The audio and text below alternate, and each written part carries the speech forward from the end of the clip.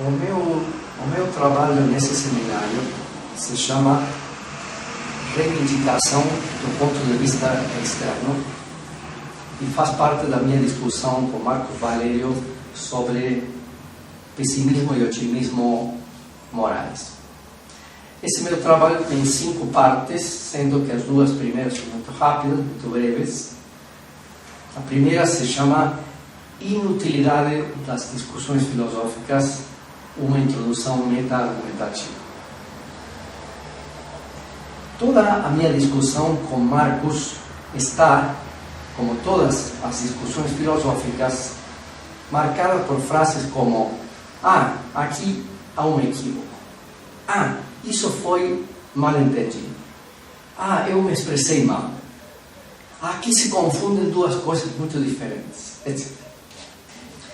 Acredito que as discussões filosóficas sejam de tipo gestalt, ou seja, objetivas, mas perspectivas. Marcos escreve em um texto dele o seguinte: como o próprio Cabreira sempre disse, boa parte, se não a maior, das nossas discussões não passam de correções sobre o que se pretendia dizer. Temos sempre que correr atrás dos prejuízos da comunicação e acho que o mesmo acabará acontecendo em contrapartida. É, pois, um problema de ponto de vista. Se pudéssemos nos colocar sempre, continua ele, na mesmíssima posição, certamente concordaríamos, tal qual aquelas crianças que discordavam sobre a grafia correta da letra I, apenas por estarem em posições opostas da mesa. Mas, como tal não é possível, bem-vindos ao mundo real, onde toda a nossa luta será por resultado direto de estarmos submetidos física e psicologicamente, por analogia, à lei da impenetrabilidade. Até ali, a citação onde Marcos Valério coloca, citando o meu ceticismo fundamental sobre discussões filosóficas como essa que vamos ter agora. Acredito que toda discussão filosófica com o intuito de persuasão, ou seja, de convencimento do outro para a própria posição, está de início fadada ao fracasso. Apenas poderá ter a vantagem de ajudar a melhor formular a própria posição que já foi tomada e que não será mudada, com independência da contundência dos argumentos. Aí termina a primeira parte da minha exposição. A segunda, também muito curtinha, se chama Razão e Sensibilidade, uma introdução metafilosófica. Acredito que, adotando a perspectiva negativa, o pessimismo estrutural que apresento em meus trabalhos é dificilmente refutável. Sustentarei aqui que o pessimismo é, do ponto de vista filosófico, racional e ético, a posição mais sólida. O otimismo, pelo contrário, é baseado em emoções e atitudes vitais, não em argumentos. Os melhores argumentos estão do lado do pessimismo. Mas um tipo particular de pessimismo, que eu chamo pessimismo estrutural, creio que para pessimismos vulgares, os argumentos de Marcos são corretos. Ele pensa o mesmo acerca do seu otimismo, que ele é bem diferente de otimismos vulgares. Então, é possível que sejamos 2 pensadores que atacam pessimismos e otimismos vulgares. O otimista poderá dizer que esta é uma triste vitória do pessimismo, já que a razão não é o mais importante na vida. E que, cito Marcos, é mais importante ser feliz que ser sábio. Bom, não há problemas com isso, porque se trata de uma aberta concessão ao fato do otimismo não ter bons argumentos, por nem sequer importar-se com eles. Então, admite-se que o otimismo é uma atitude emocional diante da vida, uma alegria profunda e intrínseca, a famosa alegria de viver, e que se gaba de não precisar de argumentos. enquanto que o pobre e infeliz pessimista precisa deles imperiosamente. Eu penso que o caso é exatamente o contrário. O mundo é tão evidentemente adverso ao ser humano que é o otimismo que tem que provar, apesar de tudo, que a sua atitude é defensável. Mas se o otimista afunda na sua alegria de viver e deixa que o pessimismo fuja com os melhores argumentos, não tenho nada para objetar. Que ele fique com a felicidade, que eu fique com a verdade, que é o único que me interessa. Mas há uma segunda estratégia do otimista incompatível com a primeira. Consiste em dizer, não, o pessimismo não é tão racional quanto pretende ser. Não tem nada de objetivo. Ele manifesta apenas outra atitude subjetiva, tão subjetiva quanto o otimismo. Não tem nenhuma superioridade intelectual. E passa a atacar, agora no plano dos argumentos, as razões do pessimismo. Bom, aqui foi mudada a linha de argumento.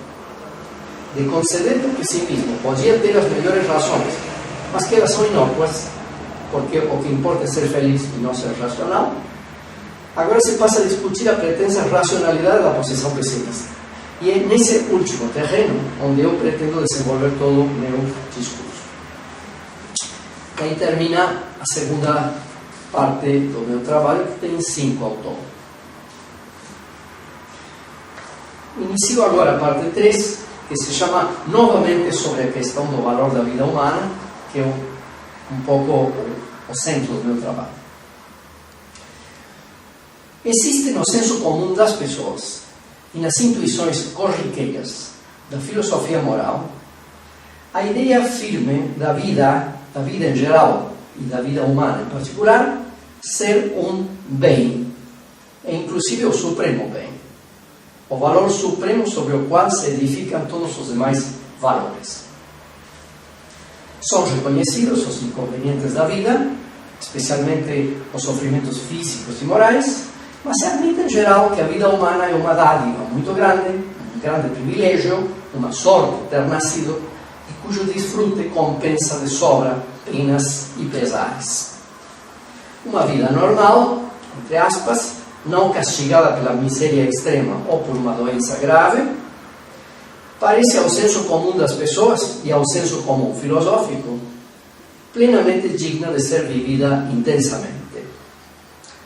O fato dela acabar com a morte não é visto como um mal, mas como um desfecho natural de um processo vital que não rouba da vida seus prazeres e realizações. Pessoas infelizes que não conseguem suportar os sofrimentos físicos e psicológicos são consideradas anormais, doentes ou derrotistas.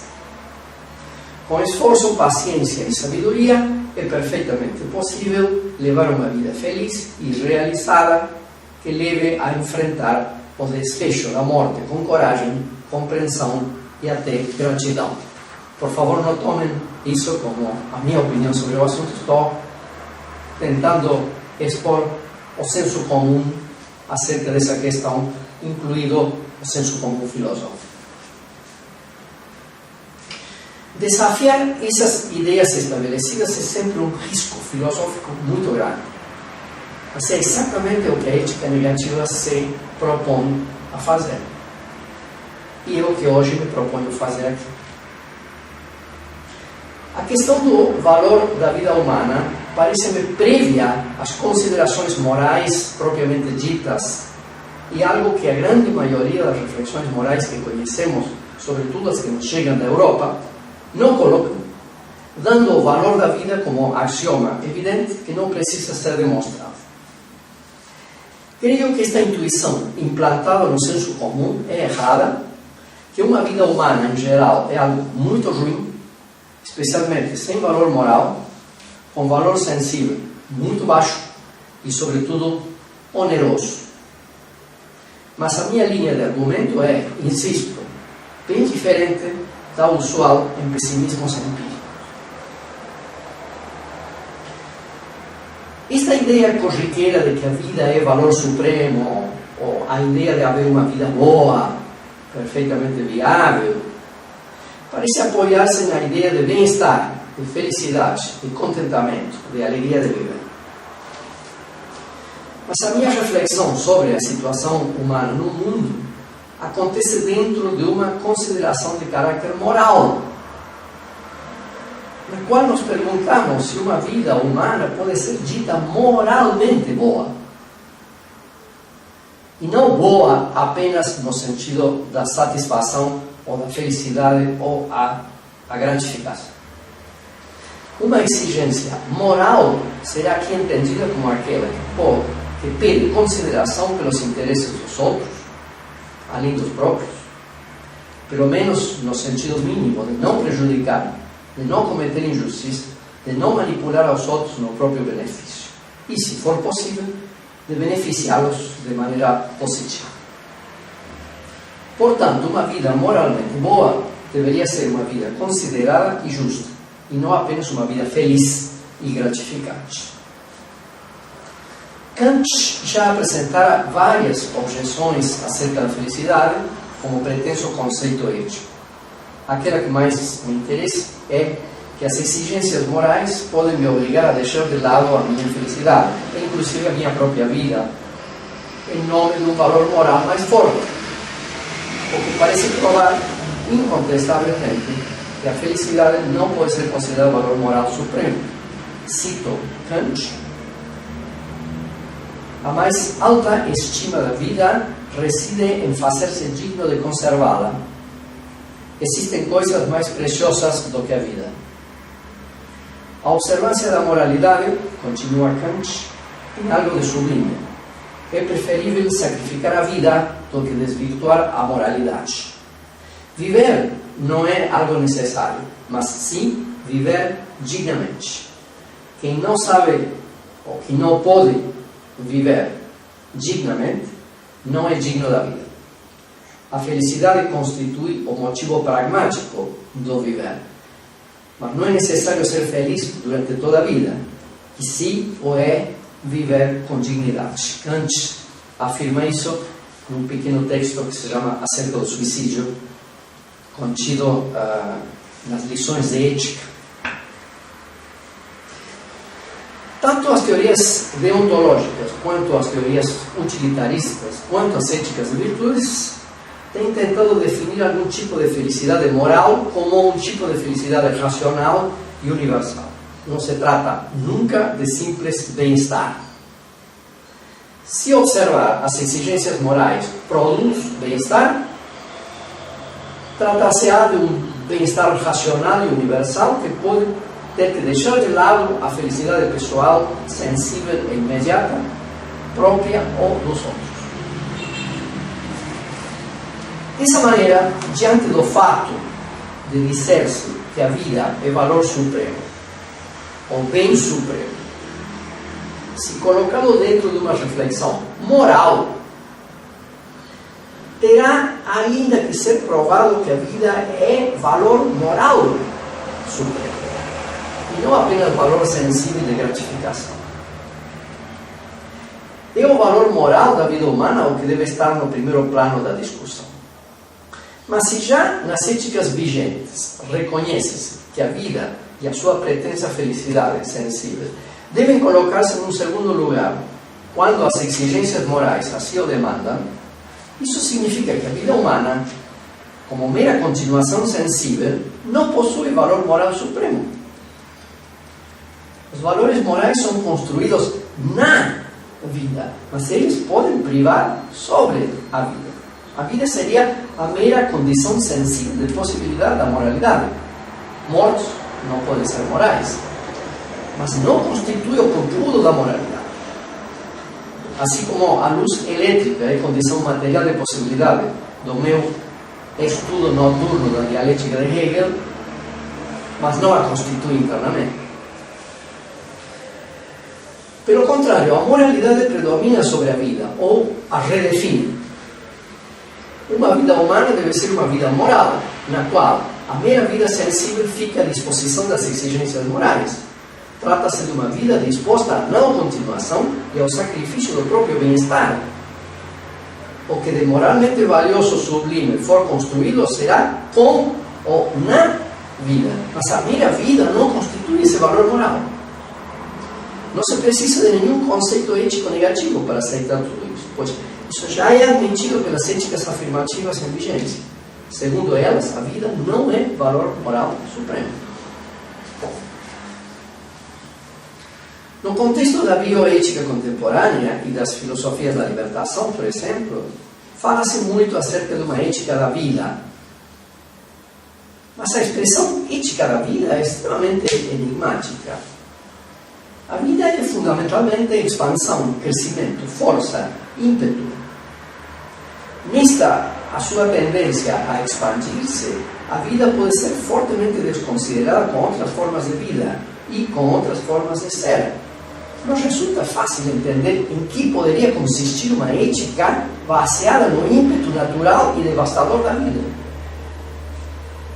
Pelo contrário, pareceria que qualquer exigência moral deveria opor-se, de alguma forma, ao ímpeto avassalador da meia vida.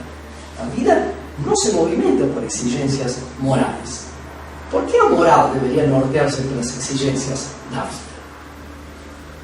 Uma ética da vida nunca pode ser o da vida, simplesmente, mas da vida de uns em detrimento da vida de outros.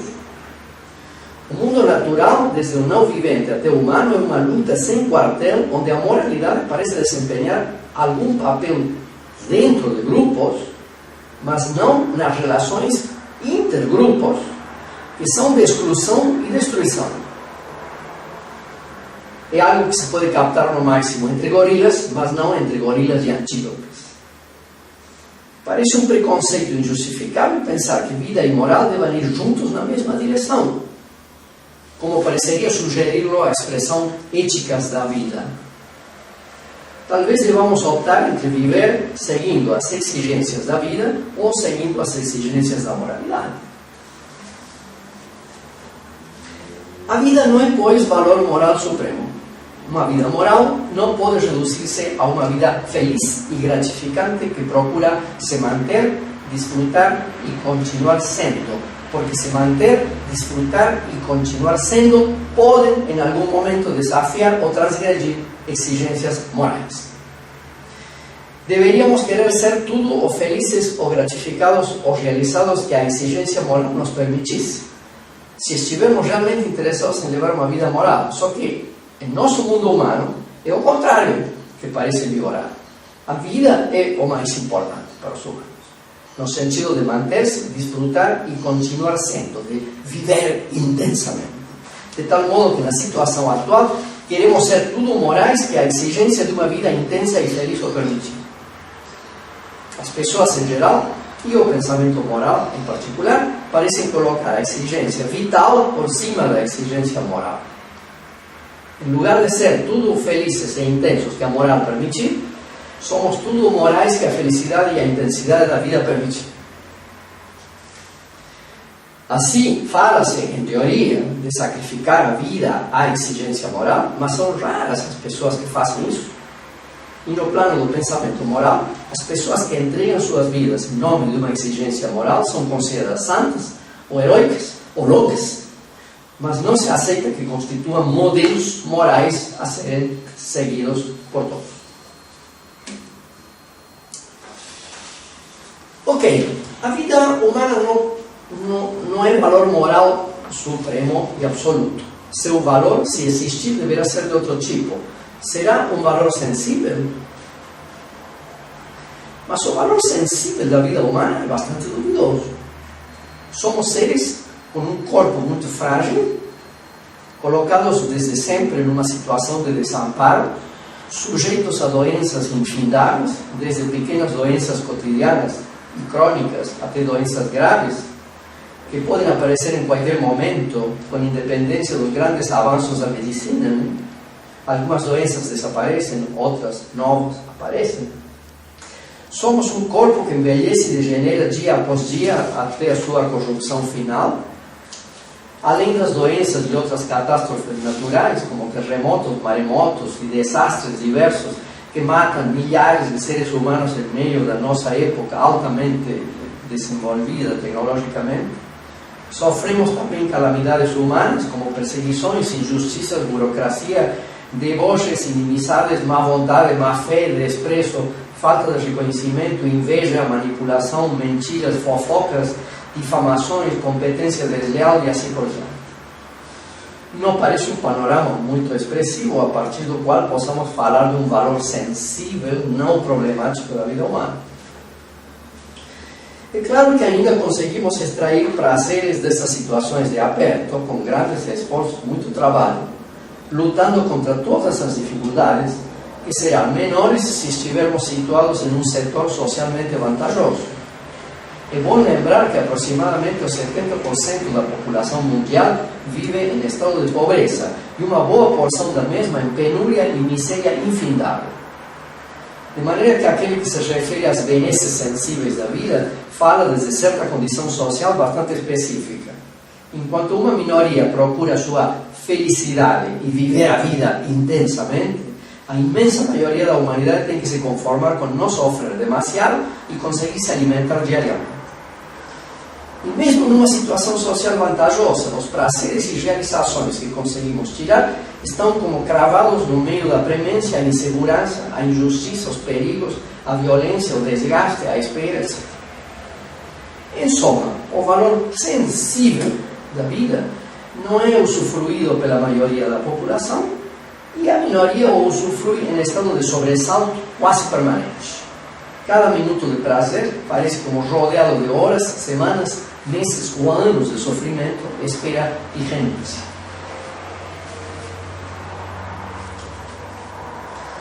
Mesmo aceitando que a vida humana tenha algum valor sensível, insistir nesse valor não terá qualquer relevância dentro do plano da reflexão moral onde estamos colocados. Não adianta insistir em como a vida pode ser maravilhosa e intensa. Trata-se de mostrar se toda essa maravilha e intensidade não prejudicam outros seres humanos, animais ou coisas, ofendendo exigências morais.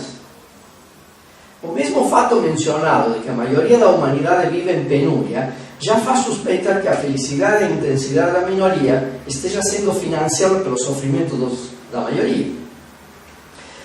Já nascemos em sociedades desiguais e injustas, com uma imensa população proletarizada, assalariada e explorada. O fato de nós não fazermos nada para modificar essa situação, apenas nos acomodando e tentando consolidar nossos privilégios, é já uma situação inicial de não moralidade, com as próprias condições de possibilidade da nossa vida feliz e realizada. A própria filosofia foi, em grande medida, produto de uma sociedade escravagista, parte crucial do milagre grego. Na reflexão ética fala-se persistentemente das condições de uma vida boa, num sentido acentuadamente sensível, sem que essa vida boa pode estar pagando preços morais muito elevados. Já a partir da instauração da sociedade humana, as injustiças, explorações e agressões se sucederam. Os seres humanos se lançam uns contra os outros numa luta a morte pelos espaços de vida, tanto no campo quanto na cidade, no mundo dos negócios, nas igrejas e nos departamentos de filosofia. Na minha reflexão, não aceito que a explicação dessa desconsideração com a qual os humanos têm se tratado mutuamente ao longo da história tenha somente razões ou explicações de tipo sociológico ou antropológico, por exemplo, através dos diagnósticos marxistas. Trata-se de colocar a ética em contato com a condição humana. E é isso que a ética negativa tem feito persistentemente. Os humanos estão desde sempre submetidos a todo tipo de atrito, e eles são estruturais, no sentido de não serem provocados somente por motivos sociais ou psicológicos. A fragilidade do corpo, o desamparo primordial e o desânimo diante da vida são estruturas da condição humana que perpassam todos os tempos e lugares, mesmo que em cenários muito diferentes. Chamo essa característica marcante da vida em geral e humana em particular de terminalidade do ser, o fato de tudo que nasce carregar seu próprio desgaste. Seres humanos têm que desenvolver suas vidas em pouco tempo, em espaços limitados de ação, submetidos a doenças físicas e psicológicas, sob pressões sociais imensas, vendo o tempo passar vertiginosamente. Parece natural que eles não tenham tempo nem espaço para os outros, que devam desconsiderar-se mutuamente, não porque sejam maus mas apenas para tentar abrir-se caminho numa situação complexa, tentando fugir do sofrimento ou viver uma vida minimamente satisfatória ou gratificante. Na minha ética não existe o problema metafísico do mal. Apenas penso que estamos desde sempre colocados numa situação de mal-estar. O mal-estar é a noção pós-metafísica que deve substituir a noção tradicional de mal vinculada com a tradição religiosa. Então, recapitulemos. Mostramos que a vida humana não é valor moral supremo. Em segundo lugar, vemos que seu valor sensível parece muito problemático. E que esse baixo valor sensível provoca desconsiderações morais. De onde poderá vir, então, visto racionalmente, o valor da vida, uma vez caídos os referenciais religiosos. De fato, reconhecemos que existem pessoas e ações valiosas, tanto sensíveis quanto morais. Queremos saber a origem desses valores. Por exemplo, falamos do valor da vida de Gandhi, ou falamos do valor da ação do soldado da resistência que morre na tortura sem delatar seus companheiros. De onde que vem esse valor? A vida que nos foi dada ao nascer, o corpo que ganhamos, a situação aquada em que nos encontramos, nada disso tem valor moral ou sensível. Parece evidente que esses valores só podem vir das nossas próprias construções valorativas, dos nossos próprios esforços por melhorar a nossa situação. Constantemente inventamos valores, nos damos valor a nós mesmos e nos valorizamos. Marcus Valéreo exprime de maneira exemplar o tópico da invenção humana dos valores, e aí eu vou citá-lo, eu concordo. Ele escreve: somos nós que atribuímos valores, e sendo assim, somos valiosos por nos valorizarmos, pura e simplesmente. A minha vida tem valor por ser a referência fundamental sobre a qual todo o meu pensamento e ação se sustenta, porque eu estou me valorando. Até aí a citação. Claro que somos valiosos apenas por valorizarmos. Esse é o meu argumento para negar que tenhamos qualquer valor intrínseco.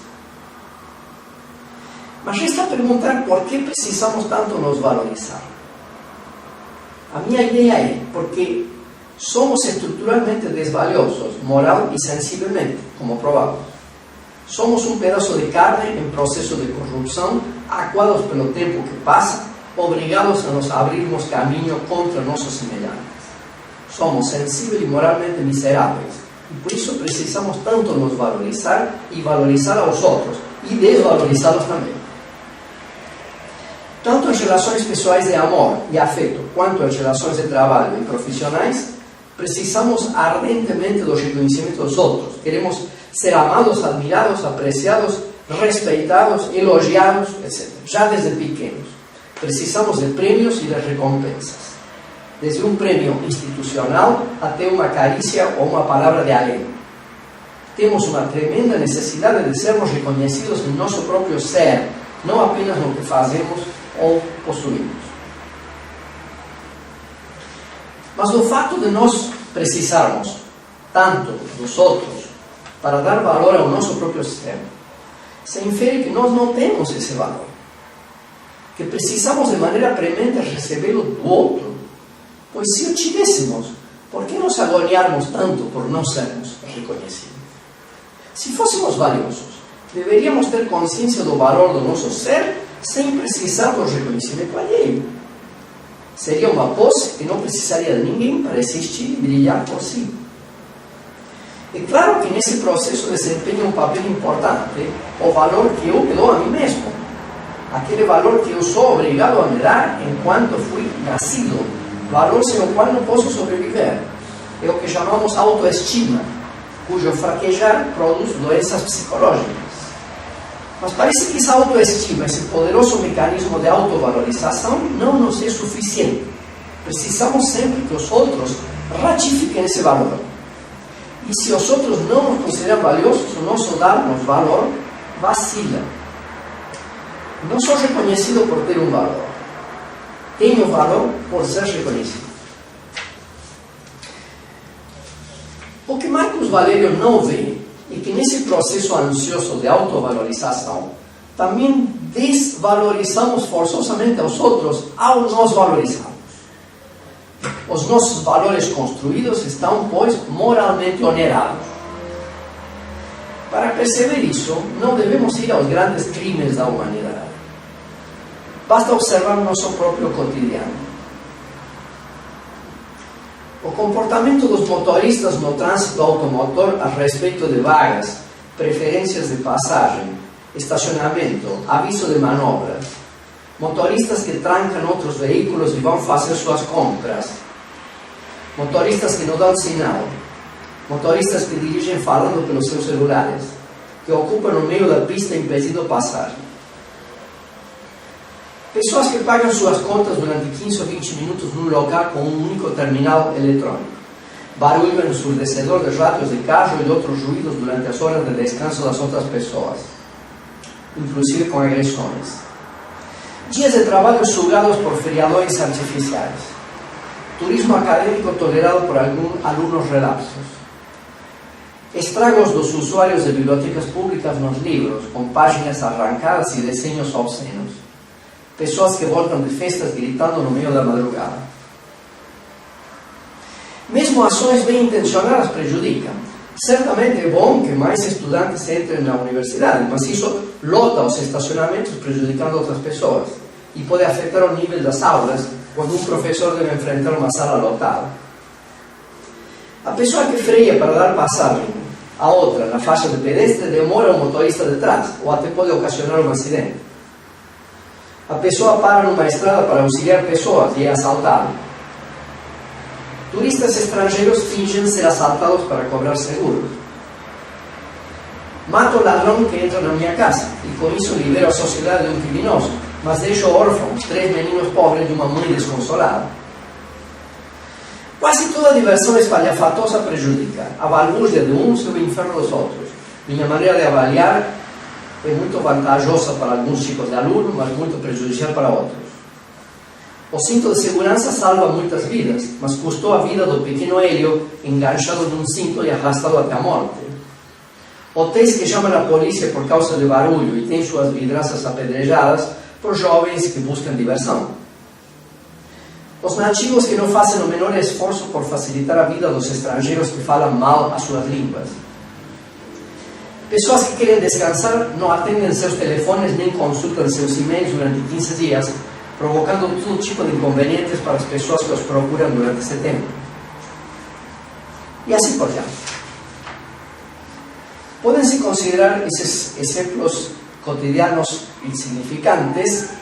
Eu creio que neles está contida toda a moralidade e todos os seus problemas. A ética não é apenas algo para aplicar nas grandes situações excepcionais, mas no dia a dia. Esses microexemplos mostram como é praticamente impossível não prejudicar aos outros simplesmente conduzindo as nossas vidas, mesmo sem intenções maldosas. Nesse jogo da construção de valores, acabamos prejudicando alguém ao tempo que beneficiamos outras pessoas. Não apenas as nossas ações intencionais prejudicam outros, também as nossas ações negligentes, atrapalhadas, incompetentes, distraídas, desleixadas, descuidadas, etc. Indo no final dessa sessão 3, à luz dessa reflexão, não se entende, pois, o fundamento daquela ideia inicial, a ideia da vida humana como sendo o valor supremo. Acredito que essa ideia seja ininteligível. O valor moral supremo a vida não é. Seu valor sensível é altamente duvidoso. E o valor que conseguimos construir é real, mas pode ser, e habitualmente é, moralmente oneroso. O resultado de tudo isso é, contra as intuições, uma espécie de desvalor estrutural da vida humana. A vida humana não tem valor moral porque podemos ter de sacrificar em nome da moralidade. não tem valor sensível por ser uma vida atritada contra a qual devemos criar valores positivos ansiosamente. Mas tampouco tem um valor construído por essas ações que não esteja moralmente onerado. Podemos prejudicar com nossos melhores valores. Na verdade, do ponto de vista moral, a vida humana é má, não somente porque viver é sofrer, a famosa frase do jornal, mas especialmente porque viver é fazer sofrer. Um mundo onde padecemos sofrimentos é terrível, mas um mundo onde não podemos ser considerados com os outros é ainda muito pior. O que o otimista se recusa a entender é que a felicidade é perfeitamente possível, que uma vida feliz é perfeitamente viável, mas que o problema moral não é se pode existir uma felicidade moralmente viável. Não é a existência da felicidade o que está em jogo, mas a existência da moralidade.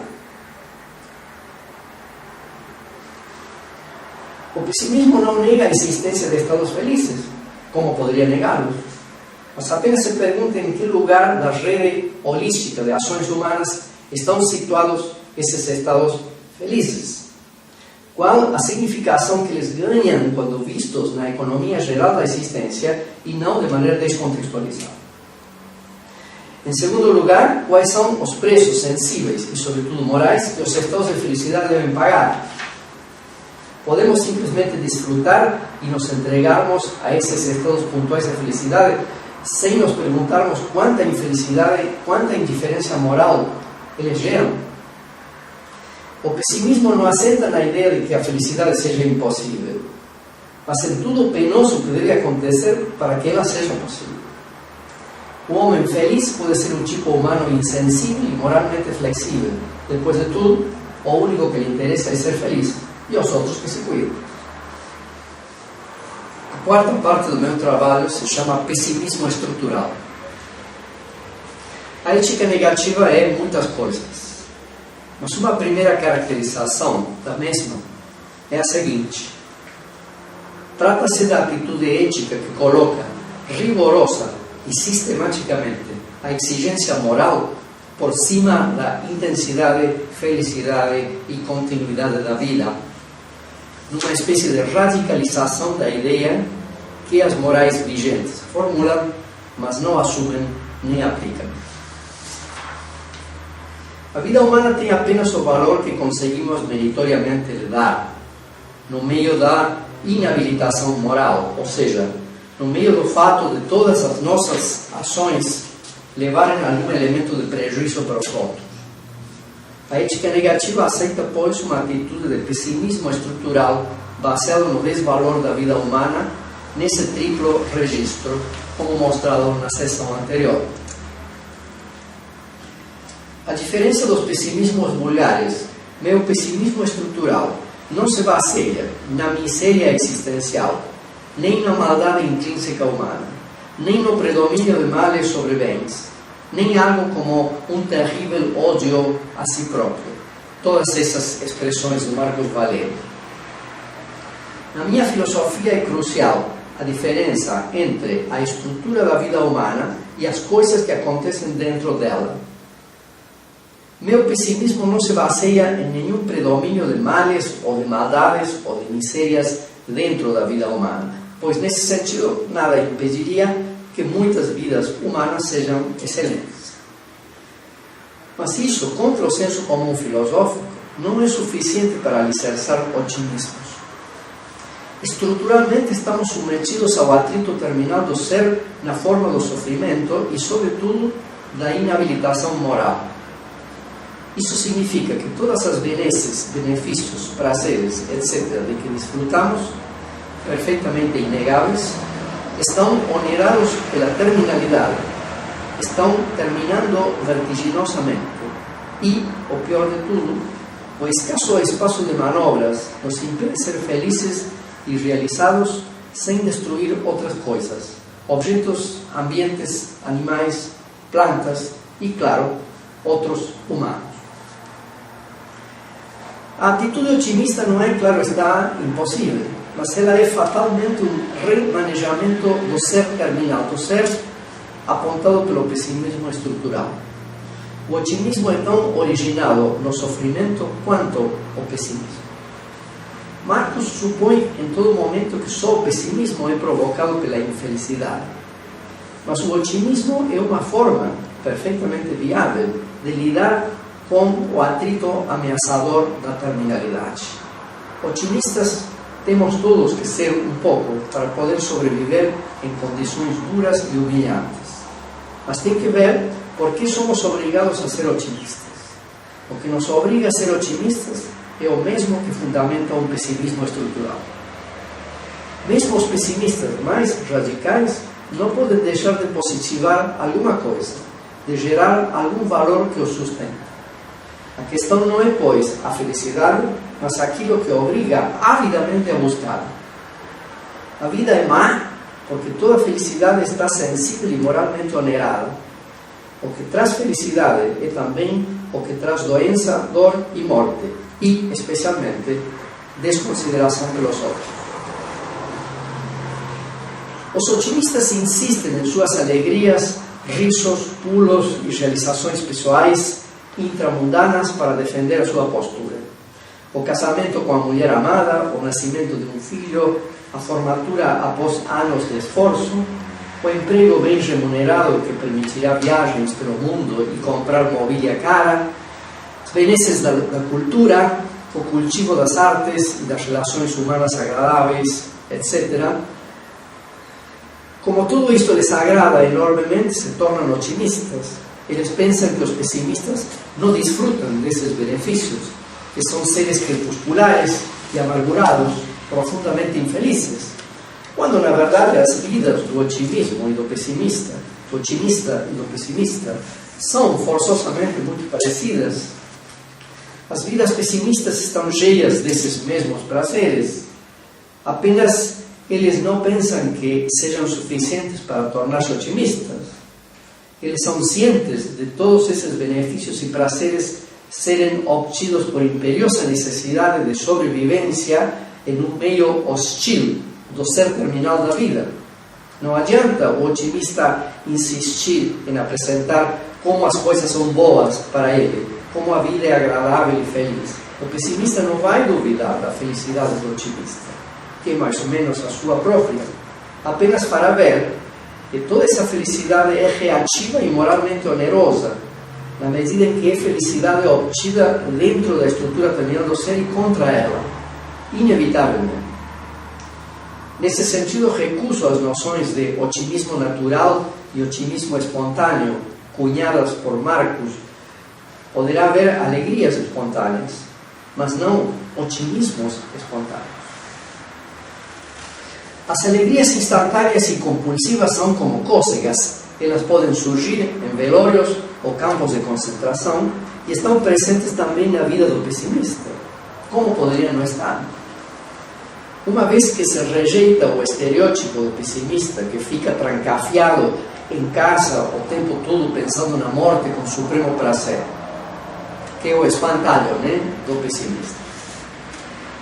O otimista pensa que as experiências agradáveis que estão presentes na sua vida e em virtude das quais se declara otimista estariam ausentes da vida do pessimista. Mas essas experiências agradáveis estão presentes na vida do pessimista. A diferença crucial é que o pessimista não acha que a presença dessas felicidades pontuais seja motivo para assumir uma postura filosófica otimista. Esse é o ponto. São duas coisas diferentes. O pessimismo é uma postura filosófica que não é contraditória com o sentimento de alegrias e realizações pessoais. Ter estados de felicidade e sustentar racionalmente uma postura otimista são coisas diferentes que, no senso comum, estão constantemente mescladas. Ao ser estruturalmente terminal e ao ser a terminalidade algo que desagrada aos humanos, mesmo que eles possam inventar recursos para suportá-la, o ser, o ter nascido, não pode produzir felicidades de maneira causal, positiva e linear. Não ficamos felizes porque o mundo seja bom. Ficamos felizes, somos obrigados a ficar, precisamente porque o mundo não é bom. Para contrarrestar a infelicidade terminal que se adianta, nos empurrara e finalmente nos devora. A felicidade não é um efeito do mundo, é uma reação defensiva contra ele. Será inútil dizer uma e outra vez ao otimista que todas as apresentações de suas felicidades e intensidades intramundanas são perfeitamente irrelevantes para o ponto em questão. Que ele seja feliz, que consiga distrair-se, não é algo que abone o valor da vida, pelo contrário, algo maximamente desabonador.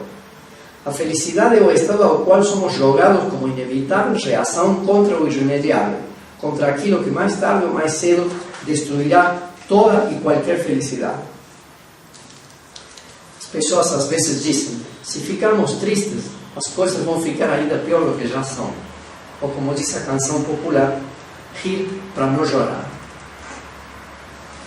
A assimetria fundamental favorável ao pessimismo é a seguinte: enquanto há idas e voltas, vai e vem na vida, por exemplo, hoje eu estou doente, amanhã fico são, hoje eu estou com dinheiro, amanhã estou quebrado, hoje entendo o livro, amanhã não entendo mais. É falso ou absurdo dizer hoje envelheci, amanhã estarei mais jovem. Hoje entrei num grupo de risco, por exemplo, doenças cardíacas, amanhã saio desse grupo. Pois estamos colocados numa estrutura terminal iniciada com o nascimento que tem mão única, uma espécie de conta regressiva que não vai se alternando com uma conta progressiva. Enquanto os fatos na vida admitem alternância, os fatos da vida, do processo vital nascer e morrer, não a admitem. Isto, é claro, não é mau em um sentido absoluto, mas mal relativamente a um ser como ser humano, o que já é suficiente para a tese pessimista.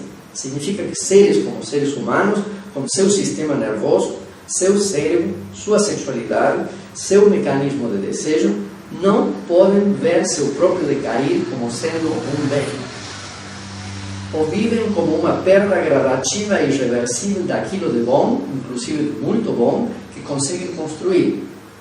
Todos os valores positivos são gerados dentro da vida e são gerados como uma oposição sistemática contra a queda irreversível e de mão única da estrutura mortal do ser.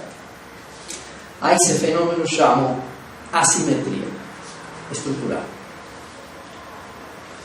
O mau entendimento dessa assimetria estrutural é a tônica de certa parte do texto de Marcos Valério dentro de um arrazoado perpassado de senso comum e de empirismo raso.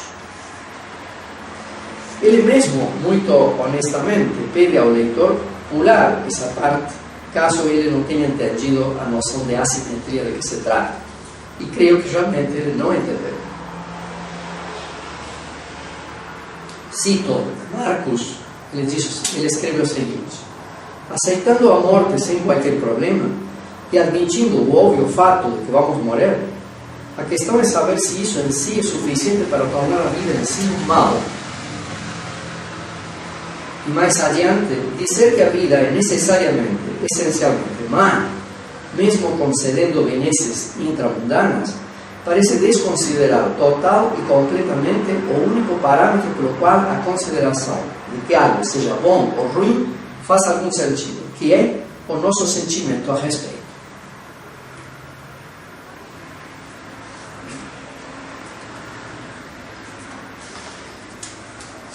Cito Marcos: é evidente que vamos envelhecer e morrer, mas isso torna a vida indesejável? Isso nos faz arrependermos de ter nascido? Isso nos faria, se pudéssemos escolher, não querer nascer de novo? Eu recusaria se me fosse dado mais 50 anos de juventude? Muitos, continua ele, passam um dia inteiro numa fila para assistir um show de 2 horas e depois se enfrentam muito mais tempo para conseguir ir embora. Havendo nítida assimetria no tempo de aborrecimento e de satisfação, isso necessariamente prova a desvalia do show? E se alguém prestes ao suicídio para evitar os males da senescência fosse oferecido mais um século de juventude e saúde? Uma vez que estamos falando de um sentimento a respeito da existência, de ela ser boa ou má, em que a convicção na velhice e na morte me obriga a considerar a existência como um mal em si? A isto respondo: vendo a vida humana num viés estrutural, o que o otimista prefere não fazer, mantendo-se no cálculo empírico entre bens e males, não existe essa ascensão inicial e essa descida final. O problemático não está concentrado apenas no final, no show, no caso do exemplo dele, mas espalhado ao longo de todo o percurso. Aqui há uma incompreensão do que chamo, em meus escritos, da diferença tanática, a diferença entre a morte pontual e a morte estrutural, o processo de desgaste iniciado no nascimento. O pessimismo estrutural não avalia o valor da vida humana apenas pelo final, a mera morte pontual, mas pela totalidade do seu percurso definhante. Como o velho Sêneca já ensinava, começamos a morrer ao nascer. A catástrofe não está no final, mas no início. Esta é a permanente confusão que se faz entre terminalidade do ser e morte. Eu acho que é uma confusão que eu não consigo desmanchar, nem em Marcos, nem nos leitores da ética negativa em geral. A morte como morte pontual é algo que está no final do processo, mas a terminalidade está em todo o processo, desde o nascimento. Em segundo lugar, é claro que sentimentos são considerados na avaliação da falta de valor da vida humana. Estou tentando aqui de responder a objeção lida antes de que o único parâmetro para considerar que algo seja bom ou ruim é o nosso sentimento a respeito. Eu não nego isso. É claro que sentimentos são considerados na avaliação da falta de valor da vida humana. Sentimentos são fundamentais. Não se trata de uma tese racional externa à vida. As pessoas sentem que a vida lhes é adversa e agressiva. Sentem que ela carece de sentido e se desesperam, se desanimam, se deprimem, temem, sofrem, lutam, desistem. Tudo isso acontece no plano emocional. A morte e o sofrimento são considerados maus pelos próprios sentimentos das pessoas. Não existe nenhum ser humano que não sinta o sofrimento e a morte como maus. E são precisamente pensamentos e autoajudas externas os que os levam a suportar aquilo que lhes machuca na própria pele. Os sentimentos são de rejeição, medo, fuga, defesa, etc. Não se trata de algo determinado por uma máquina racional, objetiva e externa. Mesmo os otimistas sentem medo, rejeição, receio, etc. e reagem a isso precisamente através da sua atitude otimista. Assim, muitos se arrependem de ter nascido, muitos não querem ter filhos, muitos jamais aceitariam nascer de novo, muitos se suicidam ou se escondem em uma neurose ou numa psicose. E tudo isso é vivido no plano das emoções. O filósofo negativo apenas capta em conceitos mais sofisticados o que já é padecido pelos humanos em seus próprios sentimentos. Mesmo que o show seja bom, se para ouvi-lo teve-se que atravessar todo tipo de sofrimento, e depois de concluído muitos outros, a avaliação negativa da situação toda, não apenas do show, é perfeitamente justificada. É claro que por poderosos mecanismos biológicos e psicológicos, os humanos aceitam qualquer tipo de sofrimento para conseguir uma muito pequena parcela de prazer. Sempre vai achar que valeu a pena. Mas isso nada tem a ver com valor. Pelo contrário, tem a ver com desvalor, com a força natural que nos faz aceitar a vida humilhantemente, sem condições sensíveis nem morais. Há aqui uma sutileza do pessimismo estrutural que decididamente não é entendida pelo senso comum, incluído o senso comum filosófico. Pois se poderia pensar que, se as pessoas consideram mal seu decair e seu ir perdendo a vida, então esta teria um valor. Se a morte é má, a vida deve ser boa. Marcos cai nessa armadilha quando escreve: a destruição de algo só pode ser considerado mal justamente se tal algo é tido como valioso. Mas o pessimismo não acha que este seja o caso. E este é um ponto que já estou cansado de tentar esclarecer. Parece que as pessoas estão decididas a não entender. Vida e morte são inseparáveis, são partes de um mesmo processo. De tal forma que, se morrer é vivido como algo mau, a vida, no sentido de ter nascido terminais, deve ser má também. De tal forma, nascer e morrer são ambos maus, pois é ilusório pensar que eles vão em direções opostas. Nascer é começar a morrer, e morrer é acabar de morrer. Claro, isso é intolerável para seres humanos, e eles têm que se agarrar de alguma coisa. Precisamente o mal da vida é que ela nos obriga a agarrar-nos dela sem condições, mesmo quando a vida seja de péssima qualidade. Sempre achamos que vale a pena continuar, mas isso é parte do seu desvalor, não o valor dela. O mal de ter nascido é que agora tenho que me agarrar incondicionalmente à vida, inclusive contra as exigências morais. Eu fui jogado num mecanismo de desejo avassalador. O chamado amor à vida, longe de ser algo bom, é um dos seus feitiços irracionais e imorais, seu próprio canto de sereias. Para continuar vivendo, para viver a qualquer custo, estou disposto a atropelar a razão e a moralidade. O ponto de Marcos é que o pessimista, afinal das contas, também ele obtém um imenso prazer e regozijo em denegrir a vida, merece uma consideração. Ele escreve: os pessimistas estão, no fundo, a pregar-nos uma peça, obtendo enorme satisfação pessoal em sua alegada superioridade intelectual e conseguindo, afinal, reverter seu estado de desânimo com um eficiente meio de se favorecer emocionalmente, manobrando a razão de modo um tanto mais obscuro e ousado em nome do prazer. Afinal, ele escreve, num mundo onde existe o masoquismo, quem pode saber se na subjetividade do sofredor não se esconde um intenso prazer decorrente de uma estética anômala? Eu realmente penso, segue ele, que a maioria dos filósofos pessimistas, ativistas, pode ser enquadrada dentro dessa situação. Ou seja, são pessoas que encontraram sua realização em vida e assim estariam entre as pessoas mais realizadas e mais felizes, mas que, no entanto, apresentam uma estética que simula o inverso. Respondo. Numa primeira olhada, isso configura uma tremenda falácia ad hominem abusiva, porque o enorme prazer que o pessimista obtém da sua atitude é perfeitamente irrelevante para a análise da correção ou incorreção dos seus argumentos. O que deveria ser feito é estudar atentamente a assimetria estrutural, a diferença tanática e demais categorias da teoria criticada e ver se funciona, em lugar de ficar vendo se seu sustentador desfruta ou não desfruta da sua atitude pessimista. Mas, no segundo momento, penso que se trata de uma observação aguda e proveitosa. Na verdade, a estrutura terminal do ser nos obriga a ser afirmativos, como um meio de defesa contra um ser ferino. Uma maneira peculiar de ser afirmativo é denegrir aquilo que os otimistas louvam. Dizer que o mundo é um horror é outro mecanismo reativo e defensivo diante do ser terminal do ser. Mas o prazer de desprezar uma vida sem valor não nega o fato primordial.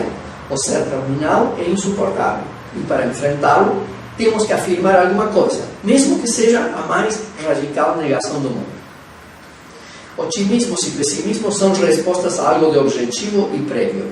O pessimismo está melhor fundado na estrutura da vida, mas não é menos defensivo e reativo do que o otimismo.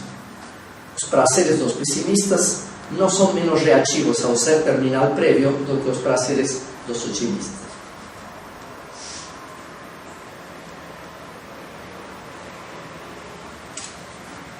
Assim como a felicidade não está reservada exclusivamente ao otimista, com isso eu vou para o final da parte 4, a infelicidade não é um privilégio do pessimista. Marcos afirma que o ponto de partida de muitos pessimismos é o sofrimento existencial.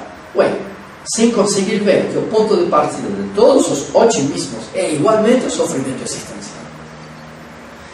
O otimismo é uma reação ao sofrimento existencial inevitável de todos nós, e não apenas dos pessimistas, como se só os pessimistas sofressem. É claro que a ética negativa afirma que a existência humana é necessariamente infeliz também para quem a afirma. pura y simplesmente se aplica a todo y cualquier ser humano. Somos todos estructuralmente infelices y por eso nos tornamos otimistas o pesimistas para contrarrestar ese fato y tentar construir alguna felicidad intramundana dentro de la infelicidad estructural que finalmente salirá vencedor. Termino esa parte. Esa línea de argumento en favor del pesimismo estructural me parece simplesmente devastador. Prova que a noção de valor da vida humana, ao perder seus fundamentos religiosos, perdeu também todo o seu sentido filosófico. Um valor positivo da vida humana não existe nem no plano moral, nem no plano sensível. Existem apenas os valores que criamos, mas esses valores são moralmente onerosos. Os criamos ao tempo que destruímos os valores de outros. O que as pessoas e os filósofos continuam sentindo como valor da vida humana são apenas os esforçados momentos pontuais de intensidade e realização que são arrancados da estrutura terminal do ser e com os quais nos conformamos pela força de poderosos mecanismos biológicos e psicológicos de supervivência. Algo que nada tem a ver com moralidade estricto sensu, pois esses momentos pontuais de grande intensidade são habitualmente agressivos com os interesses de intensidade vital dos outros.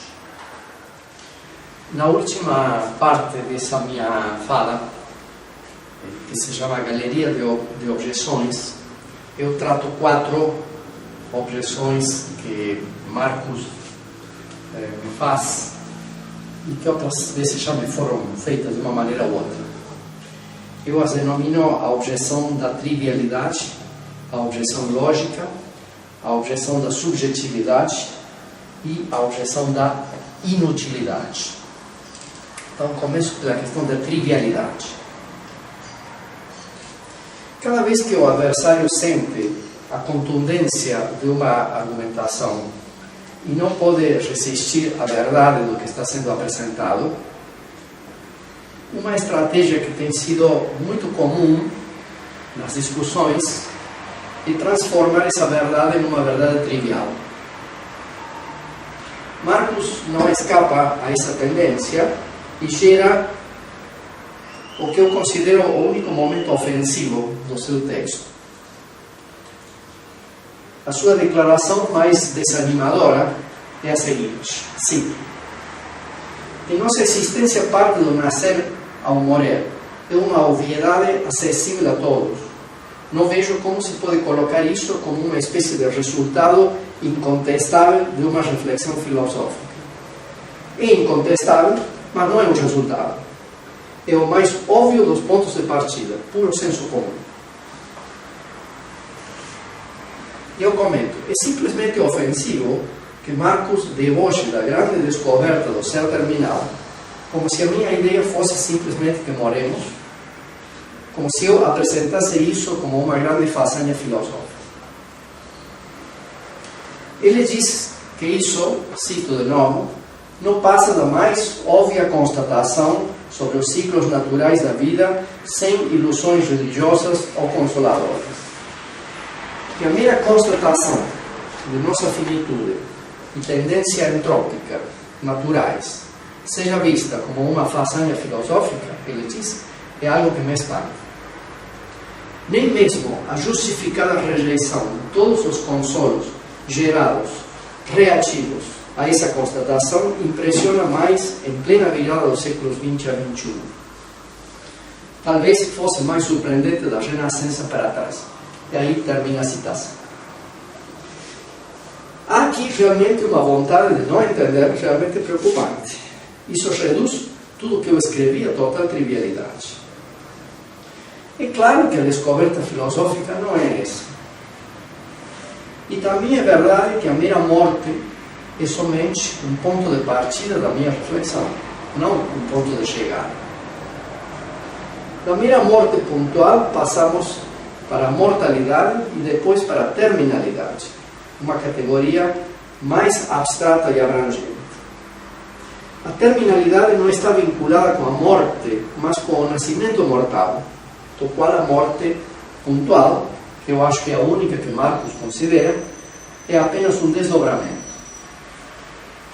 Terminalidade aponta para o vínculo interno e inextricável entre nascimento e morte, entre vida e morte. Tudo isso deve remover a terminalidade do final da vida para espalhá-la por toda ela. Mas a reflexão não acaba ali.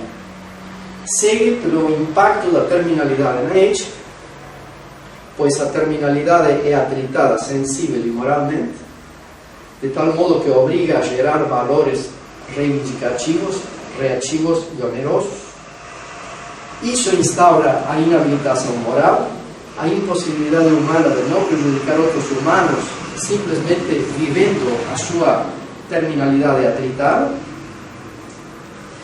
As exigências morais tradicionais, deontológicas, utilitaristas, não podem ser observadas por seres terminais atritados e moralmente inabilitados. Há depois a ocultação, fortemente reforçada biológica e psicologicamente, que encena a moralidade que não existe, em um discurso ético que opera um recorte na inabilitação moral, determinando mais ou menos arbitrariamente a articulação bem-mal. Isso é o que obriga a filosofia moral a fazer um trabalho de escavação para observar o que realmente está acontecendo no nível da terminalidade. Atritar embaixo das camadas de valorações ocultantes. Todo este complexo panorama categorial alicerça o desvalor estrutural da vida humana. O diagnóstico do desvalor é, sobretudo, o de um desvalor moral, que justifica um pessimismo estrutural. A investigação ético-negativa conseguiu partir da aparente evidência total do valor da vida e chegou à exigência imperiosa de uma demonstração de tal valor que não parece facilmente disponível, uma vez caídos os referenciais religiosos de pensamento.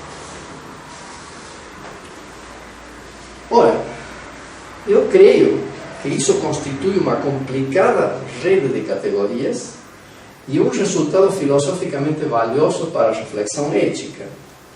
Essa tese poderá ser falsa, mas não trivialmente verdadeira.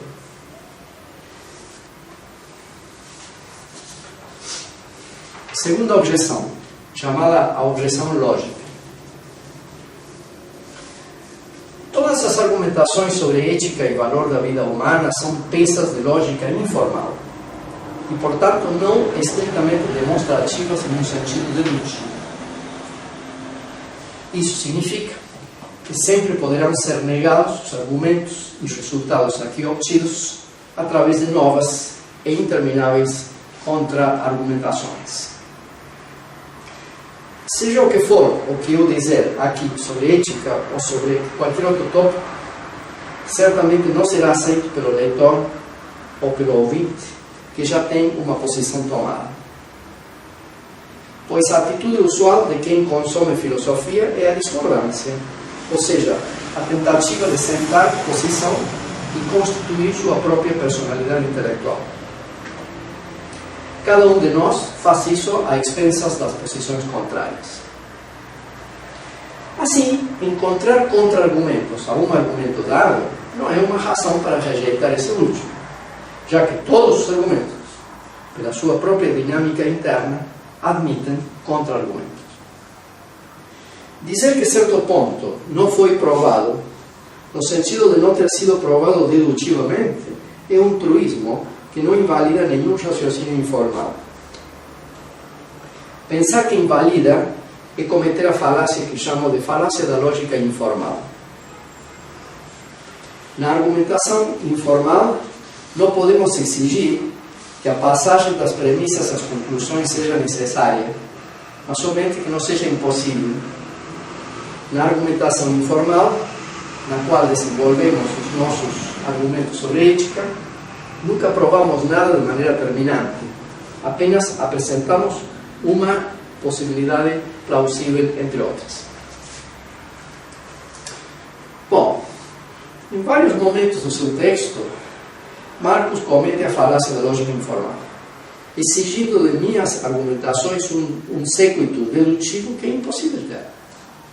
Por exemplo, sim, aceitando a morte sem qualquer problema, ele diz, e admitindo o óbvio fato de que vamos morrer, a questão é saber se isso em si é suficiente para tornar a vida em si um mal. Até aí a citação. Aqui há a confusão constante entre ser terminal e morte, que eu já apontei antes. Os otimistas insistem em me atribuir a tese pessimista vulgar de que a vida é má porque vamos morrer. Nunca sustentei isso. O ser terminal é cotidiano e está acontecendo o tempo todo. A morte pontual é apenas a consumação final do ser terminal. Não é idêntico com ele. Ora, o fato dos atritos do ser terminal serem sentidos como malestares pelos seres humanos e diante dos quais geram mecanismos de defesa, prova suficientemente, no plano lógico e informal, o século. É uma passagem perfeitamente plausível e forte, mesmo que não seja dedutiva. Não creio que eu deva demonstrar dedutivamente que o ser terminal provoca mal-estar. Por que ninguém pede a Stuart Mill uma prova de que o prazer é algo buscado por si mesmo? Ele diz que não vai apresentar provas porque não são necessárias. É óbvio que as pessoas buscam o prazer por si mesmo e que para elas o prazer é bom. Por que ninguém pede explicações a ele? Talvez porque o prazer é agradável e não incomoda.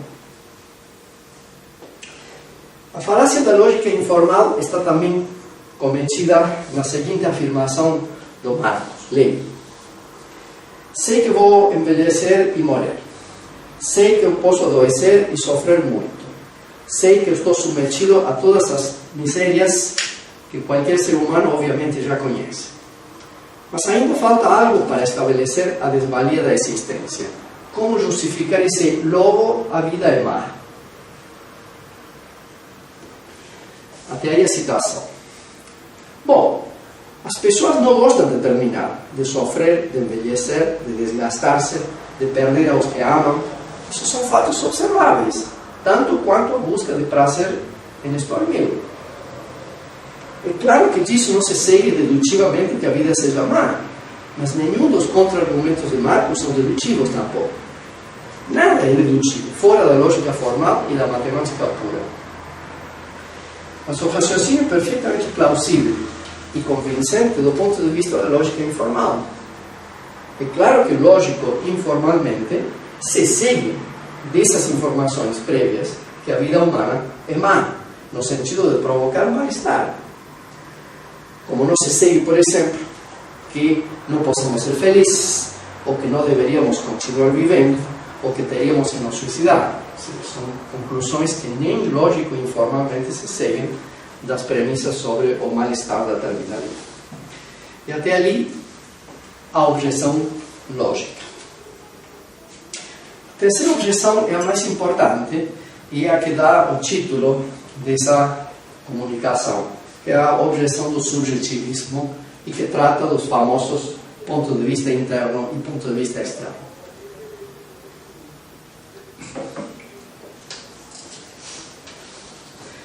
Dizem que apresentei a ética negativa por primeira vez no final dos anos 80, início dos 90. Sempre as críticas vão no mesmo sentido.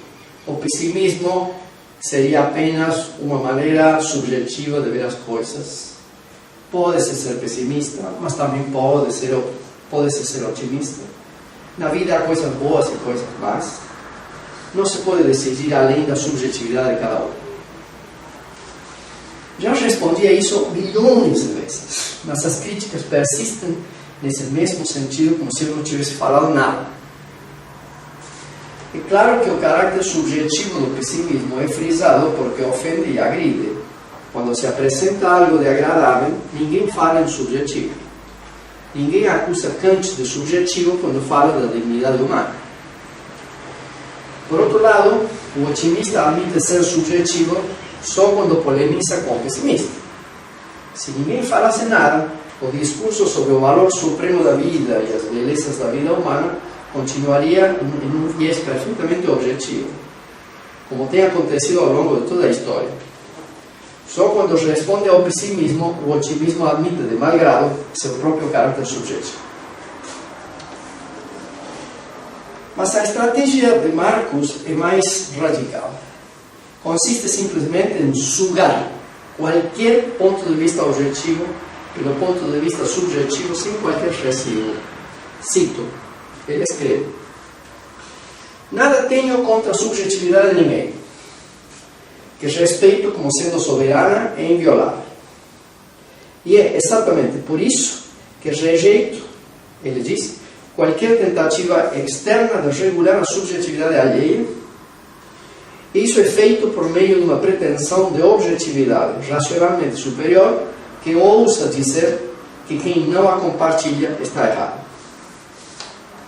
E segue: da mesma forma que não faria sentido um solipsista vir para cima de mim, defendendo que ele é a única mente existente e que eu não passo de ilusão, também não faz sentido o pessimista vir afirmar que a sua subjetividade descreve a realidade como ela é, incluindo a mim próprio.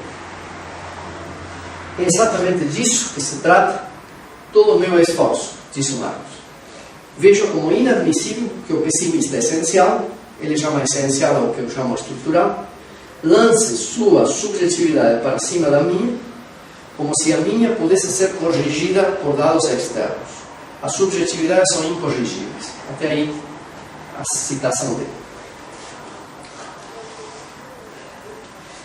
Eu respondo: essas alegações respondem a uma intuição aparentemente sólida, a de que é muito difícil se enganar quando se crê estar feliz ou infeliz. Pareceria haver algo como uma soberania da primeira pessoa que não pode ser objeto de dúvida. Como alguém pode duvidar que eu estou sentindo ou que eu estou sentindo? Contra essa intuição, eu sustento que nas questões humanas podemos e devemos distinguir um ponto de vista externo e um ponto de vista interno sobre situações da vida. E eu nunca formularia meu pessimismo me baseando nas minhas irrefutáveis experiências subjetivas. Acho que Marcus comete petitio principii quando afirma que o pessimista lança a sua subjetividade por cima da subjetividade do otimista, pois não se trata da subjetividade do pessimista, mas de argumentos que deveriam ser rebatidos.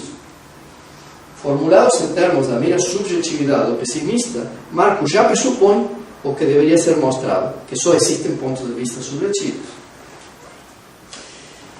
Ora, tanto esses dois pontos de vista são diferentes, o interno e o externo, que eles podem inclusive ser dissonantes. Se eu considero a minha prisão perpétua como algo bom, não se pode negar que eu considero isso bom. Mas posso sim dizer que essa pessoa se engana a respeito do valor daquela situação. Uma prisão perpétua não se tornará boa pelo fato de alguém gostar dela. Assim como Auschwitz não será jamais um lugar bom, somente porque alguém tenha achado o sentido da sua vida nesse campo de concentração. Ou porque alguém admirável como Anne Frank tenha sido capaz de um sorriso terno diante dessa situação. Não se pode duvidar de que essas pessoas estão sentindo o que sentem, mas sim se pode duvidar de que aquilo que, sem dúvida, sentem seja algo que o objeto merece. Simplesmente não podemos inferir o valor de um objeto a partir da sua experiência humana, pois os humanos têm uma poderosa tendência biológica e psicológica a reagir positivamente às maiores calamidades e a considerar sempre que está tudo bem apesar de tudo. Além do mais, também se poderia duvidar de se realmente as pessoas estão sentindo autenticamente o que dizem sentir, desde que vivemos em uma sociedade onde somos literalmente ensinados a desfrutar, a gozar, a ser felizes, a rir, e onde internalizamos com facilidade tudo ou boa parte do que é socialmente imposto. A pretensa hegemonia da primeira pessoa parece ser um mito. Marcus replicou a isso por uma série de textos vigorosos que vale a pena reproduzir extensamente. Cito: prefiro viver a jamais ter vivido. mesmo estando convicto da brevidade e limitação de tal existência, estando ciente de todos os riscos. E ele pergunta: por que eu estou errado? Quais são os pontos de vista externo e os pontos de vista interno sobre situações da vida que podem ser dissonantes? Aí ele me cita. Possivelmente, segue ele, isso seja só mais um dos estragos aparentemente irreparáveis do externalismo. Mas sem querer entrar nessa enrascada, ainda insisto em alguma exposição mínima que seja desse misterioso ponto de vista externo, ele diz, já pressupondo que não seja uma revelação divina. Talvez ainda mais intrigante seja que tal externo seja outro ponto de vista interno. De fato, continua ele, é possível que eu esteja a me iludir sobre algo, mas isso em nada afeta a soberania da subjetividade, visto que essa ilusão não muda a intensidade do fenômeno ilusório e também ser fruto da vontade individual. Mas afinal, quem está se iludindo? Diz ele, né? Porque a percepção repulsiva é superior, epistemologicamente falando, à percepção atrativa.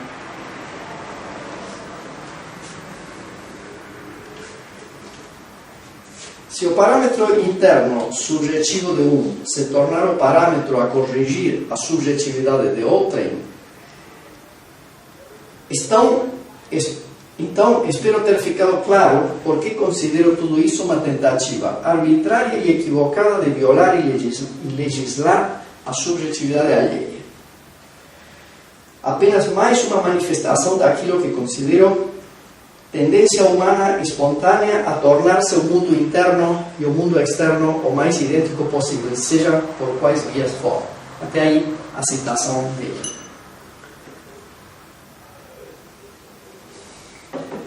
Eu respondo. Estes textos são muito bons, muito vividos, muito bem escritos. De alguém que realmente pensa. Eu me orgulho de ter induzido esses textos tão incisivos. As respostas não são fáceis. E ao produzi-las, vê-se claramente que a única maneira de respondê-las é insistindo num certo tipo de perspectiva irredutível da outra. E é o que torna inúteis as discussões filosóficas. Começo respondendo que a ideia de uma invulnerabilidade do ponto de vista subjetivo é uma estratégia muito sugestiva de proteção contra os atritos do mundo externo, que é, claro está, a única maneira de se proteger contra os terrores do mundo. Precisamente do mundo viriam as preocupações e incômodos que mostrariam toda a crueza da vida, o contato com a qual precisamente o envolvimento na própria subjetividade impede. Pareceria que o otimismo somente é possível quando o mundo externo foi totalmente suspenso. O bem-estar não pode ser prejudicado quando eu o absolutizo a partir de mim mesmo, sem chances de ser afetado por nada. Curioso movimento que mostra o tremendo esforço que o otimismo precisa fazer para instaurar-se. Não se dá qualquer chance ao mundo externo. A subjetividade tem que ficar em total liberdade de ação para o otimismo ser possível. Em segundo lugar, creio que deve haver aqui alguma confusão. Porque se o vemos bem, as nossas vidas são, de fato, o triunfo final do ponto de vista externo, com total independência do que pensarmos, sentirmos ou construirmos desde nossas subjetividades. Estas serão simplesmente arrasadas pela terminalidade. Não ficará nenhum rastro do que fomos alguma vez, se pessimistas, otimistas, internalistas, externalistas, budistas ou cristãos. Todos seremos engolidos pelo externo. Por isso é tão curioso não acreditar no externo. Esta gigantesca promoção do subjetivo parece ser o cúmulo do desespero afirmativo. Acreditar apenas no que construímos, mas não acreditar no que nos destrói. Terceiro, Parece mais razoável admitir que a vida humana é melhor compreendida numa interação entre aspectos subjetivos e aspectos objetivos, em lugar de dar toda a primazia a qualquer uma das partes. Eu creio que a maior parte da questão cai realmente do lado subjetivo. São subjetivos todos os milhares de atitudes possíveis acerca da relação entre o ser terminal e a invenção de valores. Mas é objetiva a condição que nos põe entre o ser terminal e a invenção de valores. Tudo que fizermos será uma reação a isso, inevitavelmente. Então, há elementos subjetivos e objetivos. Marcus afirma: rejeito qualquer tentativa externa de regular a subjetividade alheia. Aqui está clara a estratégia do otimista: dizer que o pessimismo é subjetivo e vai na conta do amargurado e infeliz pessimista, que não tem por que envenenar a vida feliz do otimista. Entretanto, não se trata de regular nada, mas apenas de fazer ver ao prisioneiro, ao drogado, ao criminoso, que os objetos do seu louvor não merecem sua atitude. Se suprimimos o ponto de vista externo, teremos que admitir que estar preso em uma cadeia brasileira é algo bom, porque o prisioneiro conseguiu se acostumar, aprendeu um ofício lá dentro, fez boas amizades. Parece absurdo considerar que estar preso é algo bom por causa dessas reações subjetivas positivas. Se suprimirmos o ponto de vista externo, será absurda a atitude do pai que tenta explicar ao filho que drogar-se será sua destruição e que muito mal-estar poderia ser evitado se ele parar de consumir drogas. Se a subjetividade do filho achar a droga maravilhosa, essa subjetividade, segundo Marcos, terá que ser respeitada. E o pai não terá nada que tentar regular a subjetividade do filho com elementos externos. Por fim, se a subjetividade do terrorista achar que matar milhares de pessoas por uma causa política é justo e necessário, não há nada que possamos fazer para criticar. Não adianta trazer à tona nenhum elemento objetivo que relativize pelo menos a sua atitude. A sua subjetividade terá que ser respeitada e não podemos tentar regulá-la de fora. Se Hitler e Mussolini acham que o que fizeram é para bem da humanidade, dito está, não há nada que possamos opor-lhes a não ser outras subjetividades. Parece evidente que essa atitude é insustentável. Uma interação entre elementos subjetivos e objetivos se torna necessária. Ele declara a sua preferência pela vida e pergunta em que ele estaria errado. Creio que há que distinguir entre um resultado filosófico e a forma em que cada um de nós vai tentar viver sua vida. Constantemente se confundem estas duas coisas. Eu posso responder: você está errado, como filósofo, não ver que todas as maravilhas da vida estão sensível e moralmente oneradas por serem construídas dentro de um processo terminal. Isso é filosoficamente relevante e vai contra tudo que os filósofos morais habitualmente falam sobre a vida boa nos livros. Mas talvez ele não se engane na sua maneira de viver otimista. Talvez seja melhor viver a vida num viés otimista, no meio de um grande autoengano filosófico, no meio da maior ignorância da condição humana. Talvez seja melhor e mais alegre viver no erro, mas nada disso tirará você do erro. Você não está errado em escolher viver otimisticamente.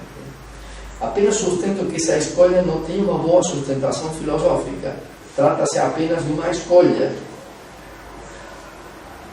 Talvez Marcus responderia meus argumentos sobre o filho drogado ou nazista feliz, dizendo que um ponto de vista interno sempre pode ser corrigido por outro ponto de vista interno.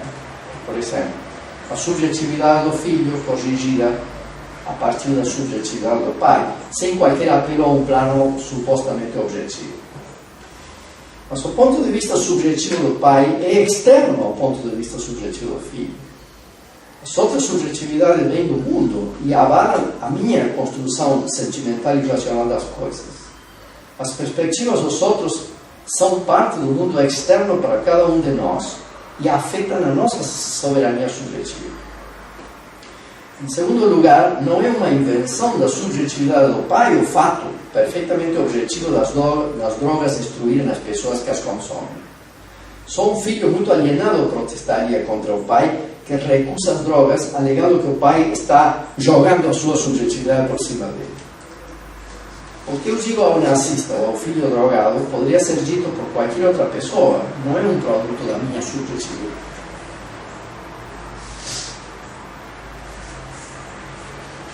Não creio que o ponto de vista externo seja dado por algum Deus, como Marcos ironicamente supõe, mas pela natureza. Eu vou morrer com independência dos desejos ou manejos da minha subjetividade. Daqui a 100 anos, simplesmente não estarei aqui.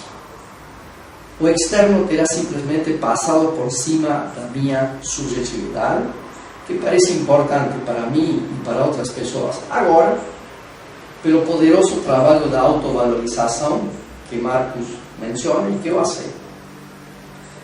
Claro que não temos valor intrínseco nenhum e somos valiosos apenas por nos valorizarmos. Mas tudo isso acontece no plano da criação intramundana de valores. Nós simplesmente não podemos valorizar positivamente a estrutura terminal do ser. Só podemos viver reagindo contra ela, nos dando valor até que o grande desvalor nos devore.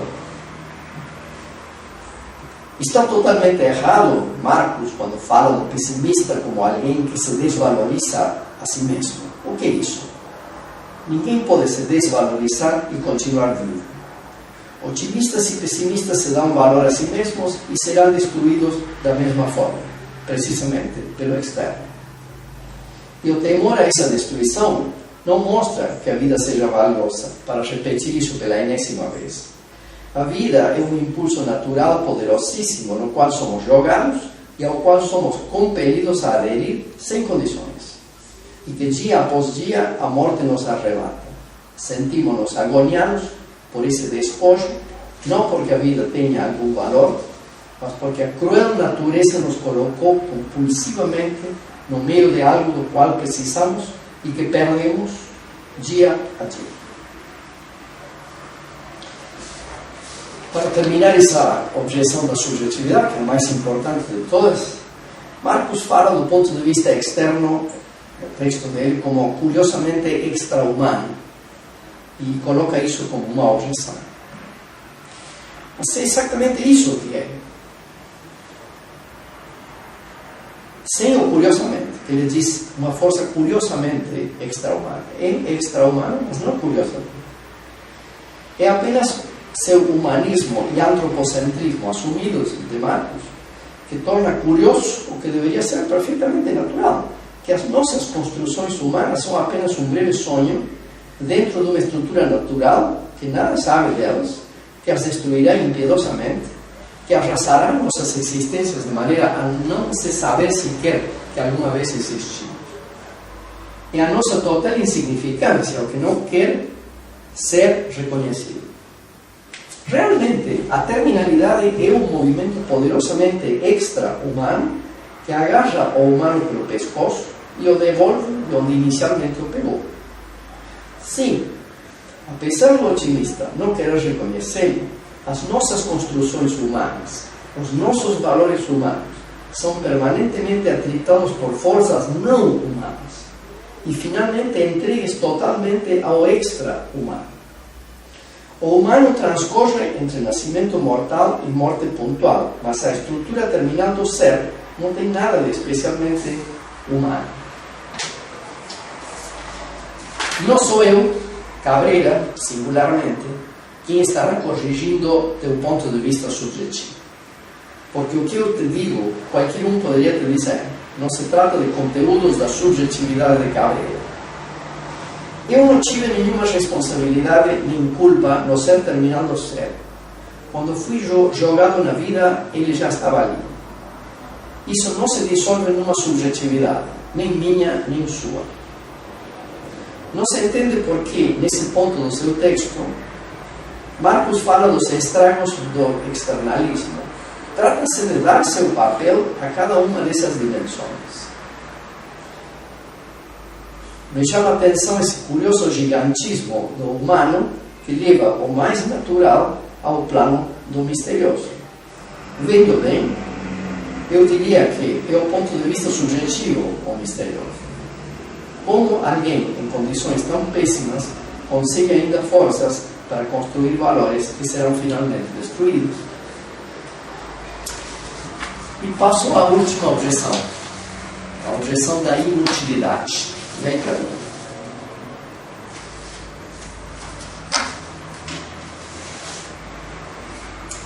Nesta objeção, o otimista tenta mostrar que a ética negativa, mesmo se fosse verdadeira, seria inócua como ética, ou como Marcus diz, desnecessária. Segundo essa visão, como o otimismo é agradável e o pessimismo desagradável, então o caráter recomendável do primeiro é imediato. Marcus escreve: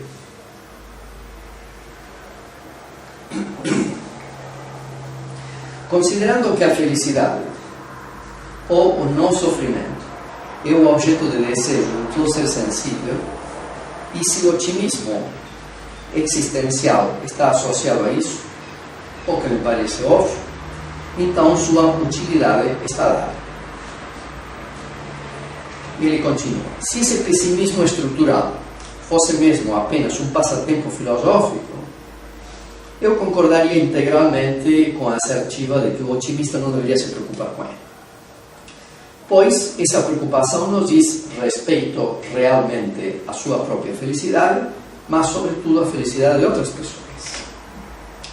Mas, continua ele, me surpreendeu que tal ideia tenha sido pincelada diante do fato de que o que está em jogo aqui é um sistema filosófico que começa com a palavra ética, ética negativa, preconizando então uma série de posturas pragmáticas e que, como todo sistema ético, disputa lugar e validade no vasto universo do normativo humano.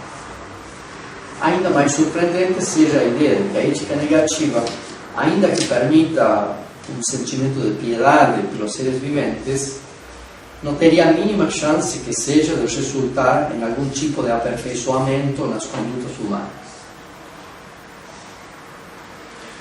Que um sistema ético, ele continua, que é por natureza um sistema de valores, possa se assentar em um desvalor é algo tão além da compreensão quanto seria um sistema financeiro fundamentado em um referencial de valor zero. Tão surreal e bizarro quanto um sistema jurídico que se baseia na ideia de bem jurídico é uma vida que não tem valor. Entendo que a ética negativa poderia até condenar, como qualquer ética faz, que se cause sofrimento deliberado ao trem e dessa forma condenar o assassinato pelo mal que lhe causa aos demais viventes, mesmo que considere que a vida humana nada vale. Mas como ela poderia, por exemplo, condenar o assassinato, ao menos o instantâneo e indolor, de alguém que não faria falta ao trem? E por último, eu faço questão de citá-lo em extenso, porque são textos importantes. Ele termina dizendo: ora, toda a ética tem uma ideia muito clara de qual seria a sociedade ideal, que resultaria de nada menos que a sua plena observação.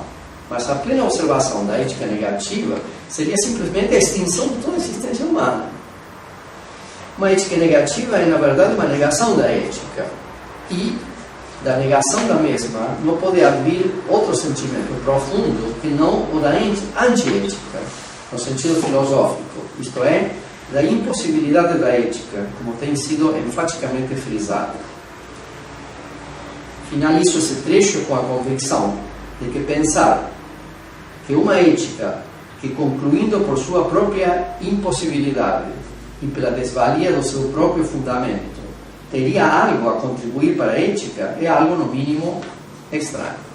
E essa é a objeção da inutilidade, ou seja, se fosse verdadeira, seria inócua, não serviria para nada. Eu respondo: isto realmente é muito ruim, né? Há muita incompreensão aqui. Que longe da ética negativa ser uma negação da ética, a ética negativa é, como se falou no início, a exacerbação do ponto de vista moral.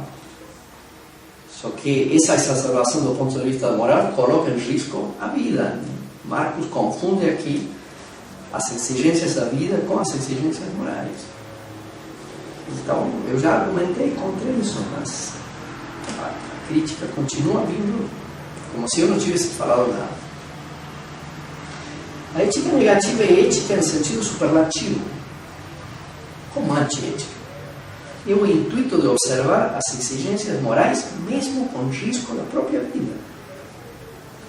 Obnubilado por um certo tipo de hedonismo, Marcos já não consegue ver isso como sendo ético. Já para começar, felicidade e não sofrimento são coisas diferentes. Ele as identifica ou as aproxima. Já disse que a imensa maioria da população do globo luta apenas para fugir do sofrimento e conseguir sobreviver. Não luta pela felicidade. A felicidade é um luxo pequeno burguês. Mesmo os privilegiados muito mais fogem do sofrimento do que procuram a felicidade. Mas o que mais chama a atenção nesse trecho é a sua pasmosa insensibilidade moral. Engraçado que ele me acusa a ética negativa de ser uma antiética, sendo, na verdade, a ética negativa uma exacerbação do ponto de vista ético. Porém, as suas observações mostram uma insensibilidade moral imensa. O desejo, por demais óbvio, de ser feliz e seus benefícios não são, per se, impulsos éticos. Eu já disse isso. De maneira que resulta estranho colocar esses indubitáveis fatos naturais como pretensas bases para uma ética útil. Isso é simplesmente escandaloso. Não estamos discutindo se o otimismo é agradável ou não. Estamos discutindo se configura uma postura ética sustentável. Na ética negativa, pelo contrário, temos uma série infindável de tarefas, atitudes e ações éticas das quais Marcos não toma conhecimento. Ele simplesmente não conhece meu pensamento. O que acontece é que as indicações morais da ética negativa não são agradáveis, nem visam a felicidade das pessoas. Tampouco visam a infelicidade. Simplesmente o bem-estar não está em seu horizonte de exigências. A inicial questão ética fundamental na ética negativa é a seguinte: como fazer para que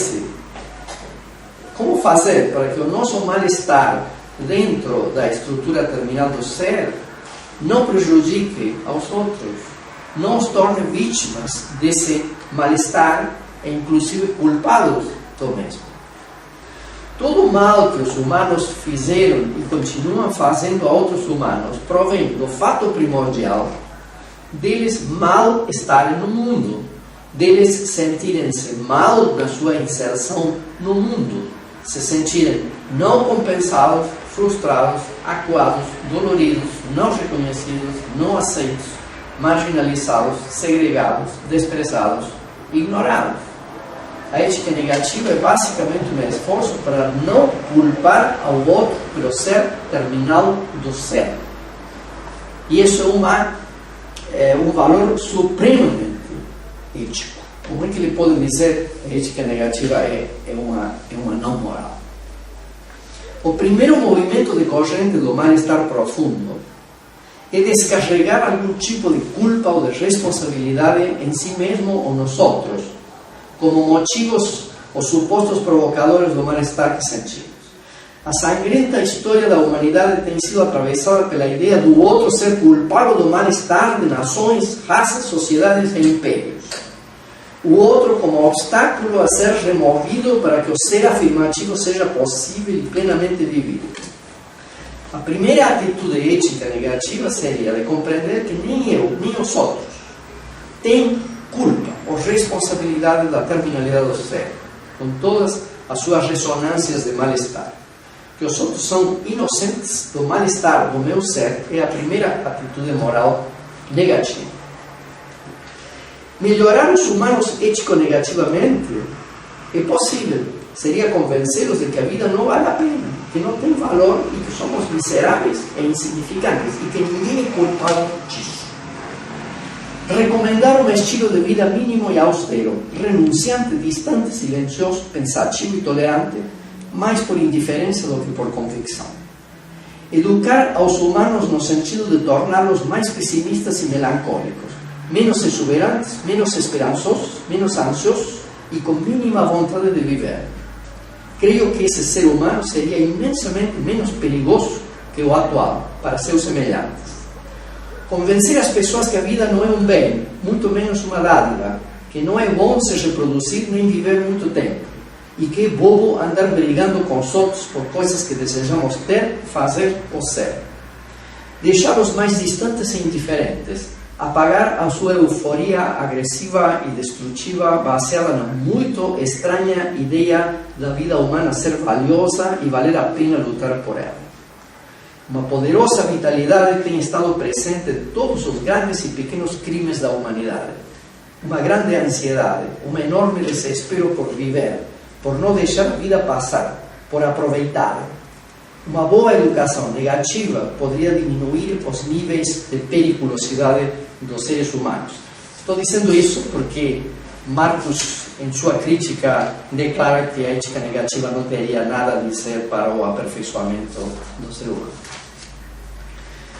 Para poder ser éticos, os humanos deveriam mudar a sua relação com a terminalidade e falta de valor do seu ser. Deveriam tentar parar com essa desesperada busca de prazer, satisfação, realização e reconhecimento, com esse voraz amor pela vida. Para ser éticos, os humanos teriam que ser mais despojados, indiferentes, temerários, suicidas, heróicos, melancólicos, displicentes, em lugar de ser tão soberbamente ansiosos como são, em lugar de eles quererem tudo para eles, de querer viver intensamente, aproveitar intensamente, levar uma vida boa e assim por diante. A condenação do que eu chamo heterocídio, que engloba o que ele chama de assassinato, está detalhadamente explicada na Crítica da Moral Afirmativa de 1996 e mesmo no Projeto de Ética Negativa de início dos anos 90. Então, é uma questão que já respondi há muitos anos. A condenação ético-negativa não passa pela dor nem pela falta, mas pela ofensa à autonomia. A vida é uma carga que o outro tem direito a suportar como quiser e puder. A ideia de um valor da vida não faz falta para torná-la inviolável. Não precisamos ocultar a desvalia do ser para aceitar a inviolabilidade do outro. A ética negativa aceita ambas coisas, a desvalia e a inviolabilidade. Para você ter alguma noção de inviolabilidade, você precisa apenas ter uma ideia de igualdade entre todos os homens. Mas não somos obrigados a conceber essa igualdade em termos positivos. Podemos ser todos iguais e, portanto, invioláveis em nossa desvalia e não em nosso valor. Um mundo onde todos os humanos são iguais é compatível com um mundo onde nenhum humano tem valor intrínseco. É precisamente em virtude desse ser despojado de todo o valor intrínseco que os humanos são iguais e invioláveis, em uma espécie do que chamam inviolabilidade negativa. E, para terminar essa longa fala, além do minimalismo vital e da condenação do heterocídio, os pontos culminantes de uma ética normativa negativa é a problematização da procriação e a justificação de certos tipos específicos de suicídios. Mas dizer que isso deve levar à extinção da humanidade é o produto de uma leitura apressada, injusta e preconceituosa dos meus escritos, quando não da sua total ignorância, em especial da Crítica da Moral Afirmativa, na seção sobre sobrevivência negativa. Também quero dizer, se já não ficou claro, que todas as alegações iniciais de Marcos de que suas críticas não eram especificamente dirigidas contra a ética negativa, aqui caem por terra. Em vários momentos do seu texto, ele salienta que este não está especificamente endereçado contra o pessimismo estrutural da ética negativa, mas contra um conjunto de pessimismos diversos, dentro do qual pode ficar encapsulado o meu. Mas essas últimas críticas se direcionam todas especificamente contra a minha teoria e simplesmente lhe negam qualquer valor ético. Pelo contrário, a ética negativa é a exigência ética levada ao extremo. Marcos confunde as exigências da vida com as exigências morais. Estar disposto a observar as exigências éticas pode levar para a não continuidade. A ética negativa é primordialmente uma reflexão metaética acerca da própria possibilidade da ética, ou seja, não é, em primeiro lugar, uma ética normativa, mas ela pode ter um conteúdo ético-normativo também, como tentei mostrar agora. Termino dizendo o seguinte: reitero o que já disse no texto. Confundem-se resultados filosóficos com receitas de como viver. Eu apenas quero que Marcos reconheça a correção dos meus argumentos. Eu não quero que ele deixe de viver da maneira como ele vive. Eu apenas tento dizer que meus argumentos corretos explicam por que ele vive como vive. Não quero que mude de vida, não quero que mude nada.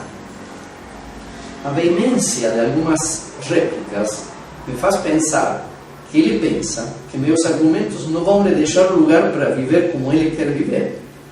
Isso se vê claro, por exemplo, quando ele aponta para a ética negativa como desnecessária, porque deixa as pessoas tristes em lugar de encorajá-las. Ora, não é papel da filosofia encorajar as pessoas ou deixá-las alegres ou fornecer-lhes saídas, mas apresentar o que acredita ser verdade.